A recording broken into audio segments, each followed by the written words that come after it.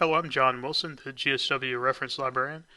Today I would just like to show you the virtual library, which is a course we've created in GeorgiaView that allows faculty and staff members as well as students to have access to librarians in a virtual environment, and also to library resources and videos on how to use those resources. So let me briefly show you how to get to this course. Once we're at the GSW homepage, we'll just go into GeorgiaView like we normally do. So scroll down to the bottom, click on that GeorgiaView GoView link. And once you're at that page, you'll just click on the GeorgiaView login icon here. And once you're logged in, what you'll see is you'll see your home page, and you'll see probably Spring 2020, those courses that are available to you in Spring 2020. To access the virtual library, you would simply go to My Courses, and underneath My Courses, click All. And Virtual Library will be one of these courses that are available in the courses that you have listed. Okay. Now, in my case, it's going to show up first. But in your case, chances are this course will be towards the bottom of the page here. All right. And if you don't see it, the virtual library and these icons, you can certainly click View All Courses. And this is just in case you haven't deleted any courses in the past. This will just be a listing of these courses throughout the history of your GeorgiaView use. And when you click All, you'll have access to everything that's in your history, okay? Once you find the virtual library, simply go to these ellipses right here, this icon. Click on those dots and click Pin. And so you'll pin it. So it'll be very easy for you to find from this point forward. To access the virtual library, simply click on it. And we're in here. So I created content for this course to hopefully make it very easy for faculty members, staff members, and for students to ask those questions and to see resources or how to use resources that will help them for their research purposes. Let me briefly discuss the hours. So the virtual library hours are from 9 a.m. to 12 p.m. and 2 to 4 p.m. Monday through Friday. During this time, there will be a number of librarians who will monitor the discussion thread post as well as the email. If you ask your question after these hours, you can expect to have it answered within the next business day as soon as possible. Or if you ask it on the weekend, you can expect to have that question answered sometime Monday morning or afternoon at the latest. Okay? So let's look at and break it down. First, let's look at library resources. This folder right here will contain videos as well as other information on how to find ebooks, which is going to be extremely important for your online students, especially as Gill Express and Tapasa possibly will begin to shut down, or certainly as more and more libraries shut down and there's less alternatives to choose from in getting your information. Anyway, in Galileo we have hundreds of thousands of ebooks, tons of stuff, but the chances of your students having used this is not highly likely. But it's there and it's available to them, and this video will show just how easy it is to find these scholarly secondary or tertiary sources and use them for research purposes. This next tab will discuss how to find articles in Galileo, and we'll be using two primary databases including EBSCO and ProQuest, which is the heart of Galileo. It's going to be very easy for them to find those articles that they need. Of course, our next tab will be how to get articles not in Galileo, so we'll discuss Tapasa, our interlibrary loan program, but be aware as more libraries across the country close down, those avenues of getting those articles become less and less. So I'm not sure of the future status of Tapasa, but we will keep you updated on that. I have a video on performing a Google Scholar search. In the event that we have no Tapasa and a student cannot find his or her sources that are required for that research paper within Galileo, we can start to look outside by using Google Scholar. We can also begin to look at free online databases.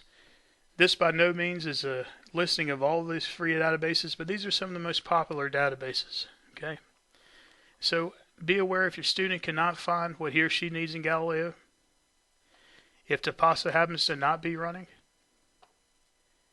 then you can have them look on the free online databases, and you can certainly have them come to the virtual library to get in contact with the librarian about directing that student to these databases on the internet that will provide articles that they can use for those research papers.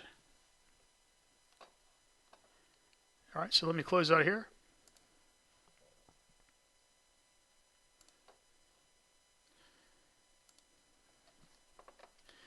Alright, so as I discussed earlier, we have two different methods of asking questions. We have research questions and we also have general questions. So let's click on this folder where it says Ask a Librarian a Research Question. When we click on this thread, this link right here, it will take us to a discussion thread.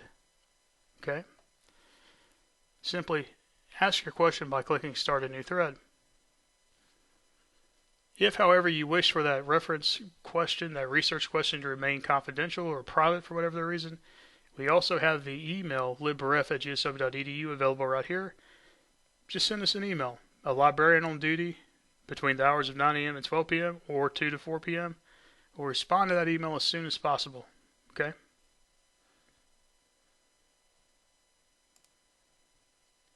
We also have Ask a Librarian Your General Question. So when you click on this file and you click this link right here, once again you'll be prompted to a discussion thread where you can post your question, or if you wish for it to remain private, you can simply email us at library@gsw.edu. And once again, between these active hours, librarians will be monitoring the email and the discussion thread, and we will get back to you as soon as possible. And for general questions, usually or typically what these are, these may be, I have a library book out and it's due. What do I need to do? Can I get a renewal on this book? What are your operating hours for the physical library? So these are examples of general questions that typically get asked of us.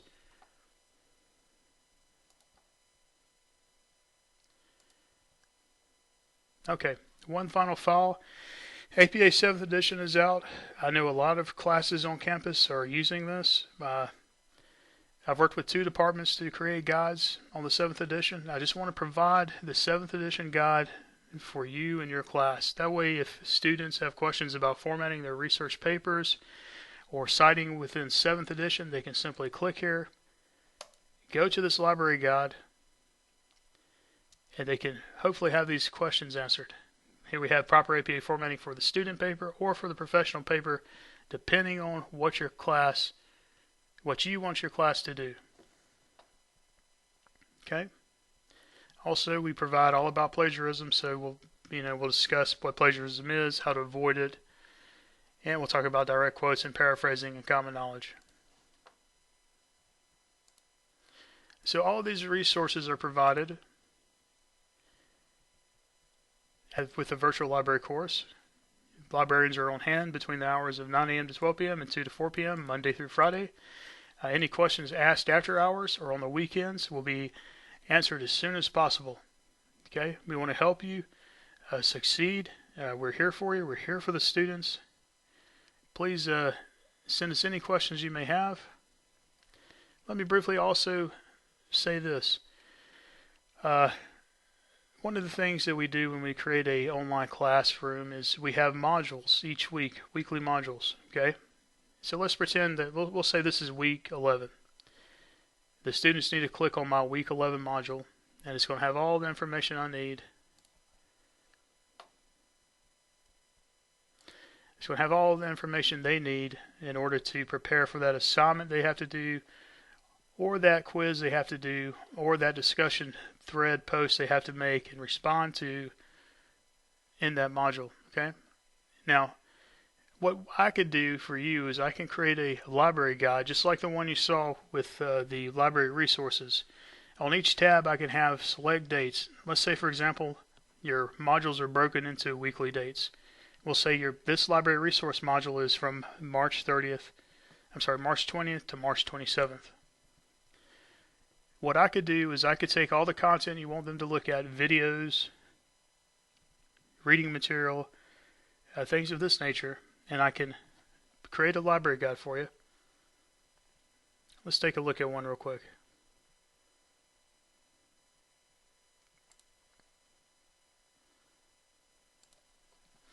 Okay, so let's pretend that this is March 20th through the 27th. So this would be this weekly tab.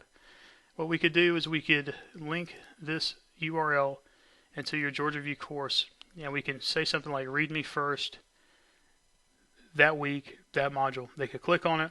Here we'd have number 1, we could have your PowerPoint presentation. Number 2, we can have a YouTube video or what have you that's going to help them with their learning experience. We can have number 3, articles that you want them to read on the subject matter. And then we can have number 4. And that's when you can say, please go back into GeorgiaView and do the following assignment, do the following quiz. Okay? So let me close out of this.